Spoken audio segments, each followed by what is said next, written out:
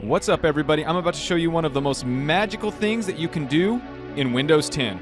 So hey, let's assume I'm currently putting together a presentation and I just downloaded a file to my desktop, and you will see I have all of these windows open, and I'm going to minimize this and I'm going to minimize that, and you'll see that I've got all of these things to go through. I can hit the Alt and Tab key and whoa, look at all of those things. So I just got too much going on right now.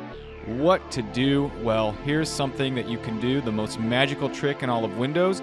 If you have your window kind of minimized like that and it looks like this, all you need to do is take your mouse, grab onto it. I'm clicking left mouse key and I'm just going to shake it and it'll drop all of that down. There it is. Pull it onto the screen and there you have it. So this is one of the most magical things that you can do in Windows, is the little shake, and it closes all your windows out so that you can get to your desktop really quickly.